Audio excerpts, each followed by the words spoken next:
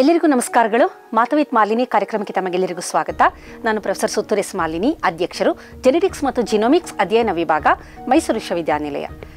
ಬಹಳಷ್ಟು ಮಂದಿಗೆ ನಾವು ಯಾವಾಗಲೂ ಸಂತೋಷವಾಗಿರಬೇಕು ಮತ್ತು ನಾವು ಯಾವಾಗಲೂ ಯೌವನ ಭರಿತವಾಗಿರಬೇಕು, ಯೌವನದಿಂದ ಕೂಡಿರಬೇಕು, ನಮಗೆ ವಯಸ್ಸು ಆಗಬಾರ್ದು, ನಮ್ಮ ಯೌವನವನ್ನು ನಾವು ಹಾಗೇ ಕಾಪಾಡ್ಕೊಳ್ಬೇಕು ಅನ್ನೋದು ಬಹಳ ಚಿಂತೆ ಇರುತ್ತೆ. ಹಾಗಾಗಿ ಏನು ಮಾಡ್ತೀವಿ, ನಾವು ಹಲವಾರು ಜಾಹೀರಾತುಗಳ ಮೊರೆ ಹೋಗ್ತೀವಿ. ನನ್ನ ಚರ್ಮ ಚೆನ್ನಾಗಿರಬೇಕು, ಅದಕ್ಕೆ ಹಲವಾರು ಕ್ರೀಮ್ಗಳನ್ನೆಲ್ಲ ಹಚ್ತೀವಿ. ಅದೇ ರೀತಿ ನನ್ನ ಕೂದಲು ಚೆನ್ನಾಗಿರಬೇಕು, ಅದಕ್ಕೆ ಶಾಂಪುಗಳನ್ನು ಹಚ್ಬೋದು. ಬೇರೆ ಬೇರೆ ಏರ್ ಆಯಿಲ್ಗಳಿರುತ್ತೆ, ಕೂದಲು ಉದರದೇ ಇದ್ದ ಹಾಗೆ ತಡೆಯೋದಕ್ಕೋಸ್ಕರ ಅವರು ಜಾಹೀರಾತಲ್ಲಿ ಕೊಡೋದು. ಅಂತ ಏರ್ ಆಯಿಲ್ಗಳನ್ನು ಬಳಸಿ ನಮ್ಮ ಕೂದಲು ಚೆನ್ನಾಗಿರಬೇಕು, ನಮ್ಮ ಚರ್ಮ ಚೆನ್ನಾಗಿರಬೇಕು, ಮುಖದಲ್ಲಿ ಸುಕ್ಕು ಬರಬಾರದು, ಅದರ ಜೊತೆಗೆ ನಾವು ಶಕ್ತಿಯುತವಾಗಿರಬೇಕು, ಯೌವನ ಭರಿತರಾಗಿರಬೇಕು, ನಮಗೆ ವಯಸ್ಸಾಗೋದನ್ನು ನಾವು ತಡಿಬೇಕು ಅಂತ ಬಹಳಷ್ಟು ಪ್ರಯತ್ನನ ಎಲ್ಲರೂ ಮಾಡ್ತಾರೆ. ಅಂದರೆ ವಯಸ್ಸು ನಿಮಗೆ ಗೊತ್ತಿದೆ, ನಮ್ಮ ಚರ್ಮ ಎಲ್ಲ ಸುಕ್ಕಾಗೋದು, ಕೂದಲು ಉದ್ರೋದು, ಆಮೇಲೆ ನಮ್ಮ ಒಂದು ಏನು ಮೂಳೆಗಳಿರುತ್ತೆ ಅದರ ಶಕ್ತಿ ಕಮ್ಮಿ ಆಗಿರುತ್ತೆ, ಕೆಲಸ ಮಾಡೋಕ್ಕೆ ಸಾಧ್ಯ ಇಲ್ಲ. ಹಾಗಾಗಿ ಪ್ರತಿಯೊಬ್ಬರಿಗೂ ಒಂದು ಒಳ್ಳೆಯ ಯೌವನವನ್ನು ಪಡಿಬೇಕು, ಹಾಗೆ ವಯಸ್ಸು ನಮ್ಗೆ ಆಗಬಾರ್ದು ಅನ್ನುವ ಕಾನ್ಸೆಪ್ಟು. ಅದಕ್ಕೋಸ್ಕರ ನಾವು ಬೇರೆ ಬೇರೆ ಥರದ ಎಲ್ಲದನ್ನು ನಾವು ಮಾಡ್ತೀವಿ.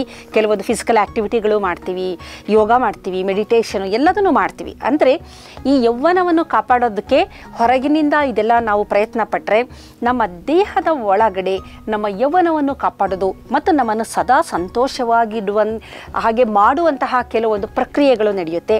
ಹಾಗಾದರೆ ಅದಕ್ಕೆ ಮೂಲ ಕಾರಣ ಯಾವುದು ಅಂತ ನಾವು ನೋಡೋದಾದರೆ, ನಮ್ಮ ದೇಹ ಕೋಟ್ಯಾಂತರ ಜೀವಕೋಶಗಳಿಂದ ಮಾಡಲ್ಪಟ್ಟಿದೆ. ನಮ್ಮ ಮೆದುಳೆ ಆಗಿರ್ಬೋದು, ನಮ್ಮ ಲಿವರ್ ಆಗ್ಬೋದು, ಕಿಡ್ನಿ ಆಗ್ಬೋದು, ಶ್ವಾಸಕೋಶ, ಎಲ್ಲ ಅಂಗಾಂಗಗಳಲ್ಲೂ ಕೋಟಿ ಕೋಟಿ ಜೀವಕೋಶಗಳು ಸೇರಿಕೊಂಡು ಅದು ಒಂದು ಟಿಶ್ಯೂ ಆಗಿ, ಟಿಶ್ಯೂಯಿಂದ ಆರ್ಗನ್ ಅಂತ ಅಂತೀವಿ, ಅಂಗಾಂಗಗಳು ಆಗಿರೋ ಅಂಥದ್ದು. ಈ ನಮ್ಮ ಜೀವಕೋಶದ ಒಳಗಡೆ ಕೋಶ ಕೇಂದ್ರ ಅಂತ ಇರುತ್ತೆ. ಈ ಕೋಶ ಕೇಂದ್ರನೇ ಬಹಳ ಮುಖ್ಯ ಎಲ್ಲದರಲ್ಲೂ. ಅದರ ಒಳಗಡೆ ವರ್ಣತಂತುಗಳು ಇರುತ್ತೆ. ಪ್ರತಿಯೊಂದು ಜೀವಿಯಲ್ಲೂ ನಿರ್ದಿಷ್ಟ ಸಂಖ್ಯೆಯ ವರ್ಣತಂತುಗಳು ಇದೆ. ಮನುಷ್ಯನಲ್ಲಿ 46, ಇಲಿಗಳಲ್ಲಿ 40, ಚಿಂಪ್ಯಾನ್ಸಿಯಲ್ಲಿ 48. ಈ ಥರ ಒಂದೊಂದು ಜೀವಿ, ಅದು ಬ್ಯಾಕ್ಟೀರಿಯಾ ಆಗಿರ್ಬೋದು, ಅದಕ್ಕಿಂತ ಮೇಲಿನ ವರ್ಗದ ಪ್ರಾಣಿಯಾಗಿರ್ಬೋದು, ಪಕ್ಷಿಗಳು, ಮೀನುಗಳು, ನಾಯಿ, ಕುರಿ, ಕೋಳಿ, ಕೋತಿ, ಎಲ್ಲ ಸಮಸ್ತ ಪ್ರಾಣಿಗಳು, ಸಸ್ಯ ಜಗತ್ತು, ಪ್ರಾಣಿ ಜಗತ್ತು ಎಲ್ಲದರಲ್ಲೂ ನಿರ್ದಿಷ್ಟ ಸಂಖ್ಯೆಯ ನಿರ್ದಿಷ್ಟ ಆಕಾರದ ವರ್ಣತಂತುಗಳು ಇರುತ್ತೆ. ಮನುಷ್ಯನಲ್ಲಿ 46 ವರ್ಣತಂತುಗಳು.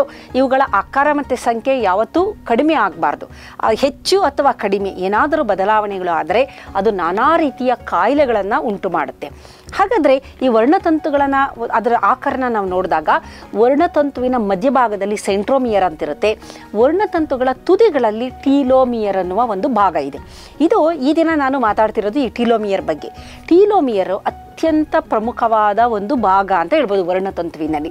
ಈ ಟೀಲೋಮಿಯರ್ ಏನಾಗುತ್ತೆ, ವರ್ಣತಂತುವಿನ ತುದಿಯಲ್ಲಿ ಒಂದು ಕ್ಯಾಪ್ ಥರ ಯಾವುದೋ ಒಂದು ಸಾಫ್ಟಾಗಿದೆ ಎನ್ನಿ, ಅದಕ್ಕೆ ನಾವು ಒಂದು ಪ್ರೊಟೆಕ್ಟ್ ಮಾಡಬೇಕಾದ್ರೆ ಒಂದು ಕ್ಯಾಪ್ ಹಾಕ್ತೀವಿ.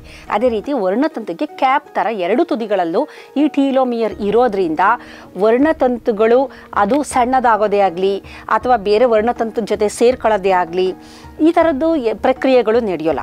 ಇಲ್ಲದಿದ್ದರೆ ಏನಾಗುತ್ತೆ ಅಂದರೆ, ಸಾಮಾನ್ಯವಾಗಿ ನಾವು ಪ್ರತಿದಿನ ಹಲವಾರು ರೀತಿಯ ರಾಸಾಯನಿಕಗಳಿಗೆ ನಮ್ಮನ್ನು ನಾವು ಒಳಪಡಿಸ್ಕೊಳ್ಳೋದ್ರಿಂದ ಈ ವರ್ಣತಂತುಗಳಿಗೆ ತೊಂದರೆ ಆಗುತ್ತೆ.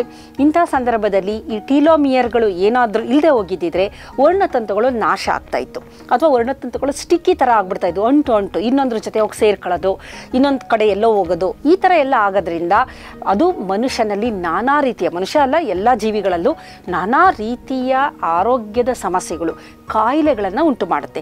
ಹಾಗಾಗಿ ಕಾಯಿಲೆಗಳು ಮನುಷ್ಯನಿಗೆ ಬರಬಾರ್ದು, ಮನುಷ್ಯ ಚೆನ್ನಾಗಿರಬೇಕು ಅಂದರೆ ಈ ವರ್ಣತಂತುಗಳ ತುದಿಯಲ್ಲಿ ಈ ಟೀಲೋಮಿಯರ್ಗಳು ಇರಬೇಕು. ಟೀಲೋಮಿಯರು ಹಾಗೆ ಇರೋದಿಲ್ಲ.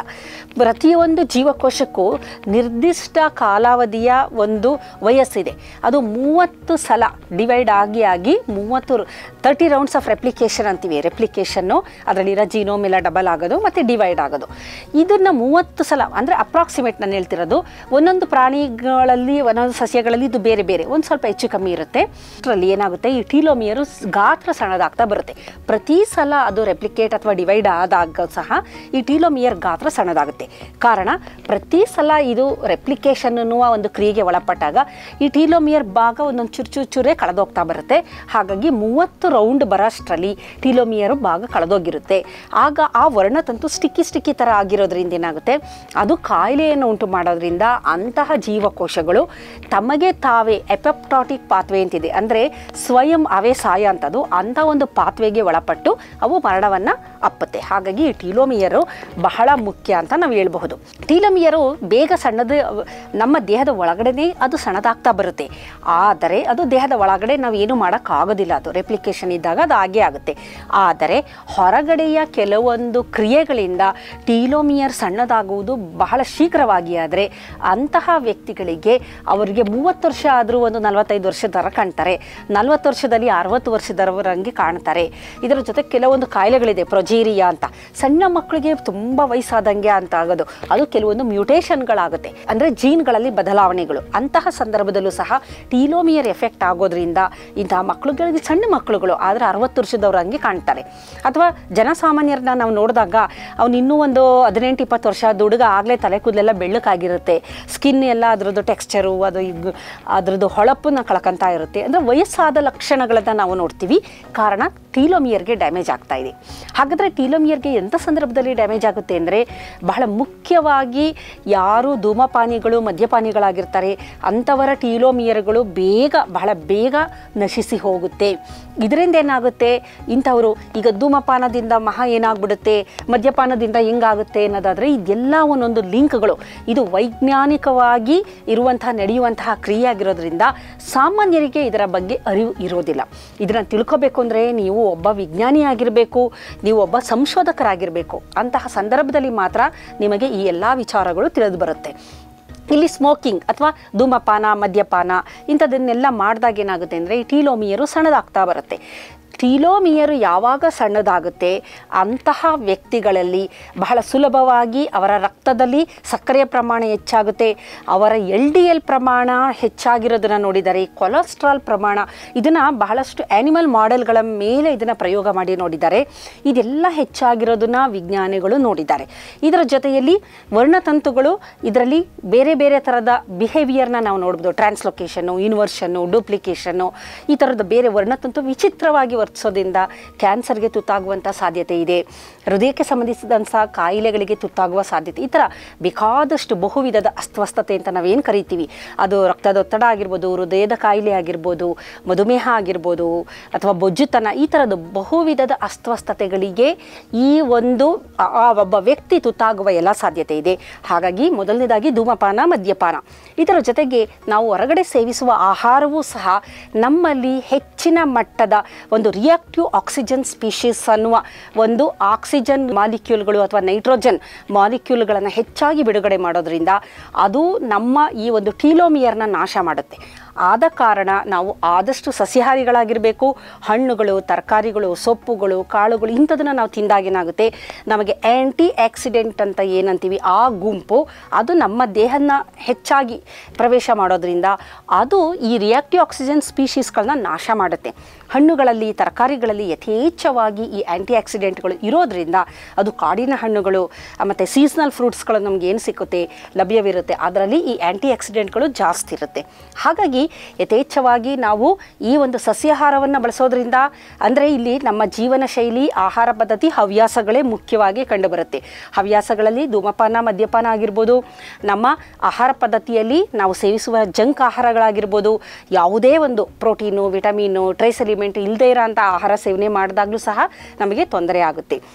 ಇದರ ಜೊತೆಗೆ ಪಾರ್ಟ್ 1 ಅನ್ನುವ ಒಂದು ಜೀನಿನ ಮ್ಯೂಟೇಷನ್ ಸಹ ಇಲ್ಲಿ ವಿಜ್ಞಾನಿಗಳು ನೋಡಿದ್ದಾರೆ. ಇಂತಹ ಮ್ಯೂಟೇಷನ್ಗಳು ಏನಾರು ಉಂಟಾದರೆ ಅವರಿಗೆ ಟೀಲೋಮಿಯರು ಸವಿಯೋದಿಲ್ಲ. ಆದರೆ ಟೀಲೋಮಿಯರು ತುಂಬ ವರ್ಷಗಳು ಹಾಗೆ ಇರಲೂಬಾರ್ದು, ಬಹಳ ಬೇಗ ಶ್ರಿಂಕು ಆಗಬಾರ್ದು. ತುಂಬ ದಿನ ಹಾಗೆ ಇದ್ದರೆ ಕ್ಯಾನ್ಸರ್ ಉಂಟು ಆಗುವ ಸಾಧ್ಯತೆ ಇದೆ. ಬಹಳ ಬೇಗ ಶಾರ್ಟ್ ಆದರೆ ಏಜಿಂಗ್ ಪ್ರಾಸೆಸ್ ಉಂಟಾಗುವ ಸಾಧ್ಯತೆ ಇದೆ. ಹಾಗಾಗಿ ಇದು ಕರಾರುವಕ್ಕಾಗಿ ಒಂದೇ ರೀತಿಯಲ್ಲಿ ನಡ್ಕೊಂಡು ಹೋಗಬೇಕು. ಹೈಪರು ಆಗಬಾರ್ದು, ಹೈಪೋನೂ ಆಗಬಾರ್ದು. ನಮ್ಮ ದೇಹದಲ್ಲಿ ಯಾವುದೇ ಆಗಲಿ ಅತಿ ಹೆಚ್ಚು ಆಗಬಾರ್ದು, ಅತಿ ಕಡಿಮೆನೂ ಆಗಬಾರ್ದು. ಎರಡೂ ನಮಗೆ ತೊಂದರೆಗಳನ್ನು ಉಂಟು ಮಾಡೋದ್ರಿಂದ ನಮ್ಮ ಒಂದು ಟೀಲೋಮಿಯರ್ ಅಂತ ನಾನು ಏನು ಹೇಳಿದೆ, ವರ್ಣತಂತುಗಳ ತುದಿಯಲ್ಲಿರುವ ಈ ಭಾಗ ಬಹಳ ಮುಖ್ಯ. ನಮ್ಮ ಏಜಿಂಗ್ ಪ್ರಾಸೆಸ್ನ ಕಡಿಮೆ ಮಾಡೋದೇ ಆಗಲಿ, ನಮ್ಮ ಆರೋಗ್ಯವನ್ನು ಕಾಪಾಡೋದಕ್ಕೆ ಆಗಲಿ, ಅಥವಾ ಈ ಟೀಲೋಮಿಯರ್ ಕಡಿಮೆ ಆದಂಗೆ ನಮ್ಮಲ್ಲಿ ಇನ್ಫ್ಲಮೇಷನ್, ದೇಹದ ಒಳಗಡೆ ಇನ್ಫ್ಲಮೇಷನ್ ಜಾಸ್ತಿ ಆಗುತ್ತೆ. ಇನ್ಫ್ಲಮೇಷನ್ ಜಾಸ್ತಿ ಆದಾಗ ನಮ್ಮ ವೈಟಲ್ ಆರ್ಗನ್ಗಳ ಮೇಲೆ ಅದು ಪ್ರಭಾವ ಬೀರುತ್ತೆ. ತುಂಬ ಸೈಟೋಕೈನ್ಗಳನ್ನು ಅದು ರಿಲೀಸ್ ಮಾಡೋದ್ರಿಂದ ನಮ್ಮ ವೈಟಲ್ ಆರ್ಗನ್ಗಳು ಬಹಳ ಅದರಿಂದ ಡ್ಯಾಮೇಜ್ ಆಗುವ ಸಾಧ್ಯತೆಗಳಿರುತ್ತೆ. ಗೊತ್ತಿಲ್ಲದೆ ಚೆನ್ನಾಗಿದ್ದು ಸಹ ವ್ಯಕ್ತಿ ಇದ್ದಕ್ಕಿದ್ದಂಗೆ ಹೃದಯಾಘಾತ ಆಗ್ಬೋದು, ಅವನಿಗೆ ಪ್ಯಾರಲೈಸ್ ಆಗ್ಬೋದು, ಬೇಕಾದಷ್ಟು ತೊಂದರೆಗಳಾಗ್ಬೋದು. ಇದು ಇನ್ಫ್ಲಮೇಷನಿಂದ ಉಂಟಾಗುವಂಥದ್ದು.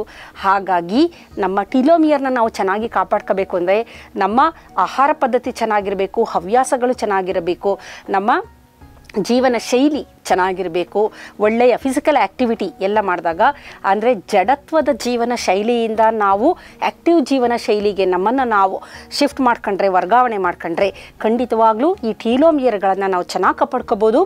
ಬೇಗ ಅದು ತುಂಬ ಲೆಂತು ಜಾಸ್ತಿ ಆಗಲ್ಲ, ಅಥವಾ ಲೆಂತು ಬೇಗನೂ ಕಮ್ಮಿ ಆಗಲ್ಲ.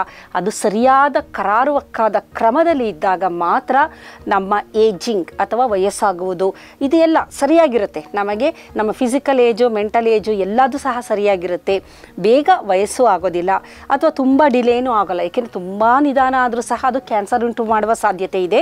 ಹಾಗಾಗಿ ಎರಡೂ ಸಹ ಒಂದು ಕಂಟ್ರೋಲ್ ವೇಲಿರೋದ್ರಿಂದ ಈ ಒಂದು ಟೀಲೋಮಿಯರ್ಗಳನ್ನು ಕಾಪಾಡ್ಕೊಂಡ್ರೆ ಮನುಷ್ಯನಿಗೆ ಸಂತೋಷ ಇರುತ್ತೆ, ಅದರ ಜೊತೆಗೆ ಅವನ ಯೌವನವನ್ನು ಸಹ ಅವನು ಕಾಪಾಡ್ಕೊಳ್ಬೋದು. ನಮಸ್ಕಾರ.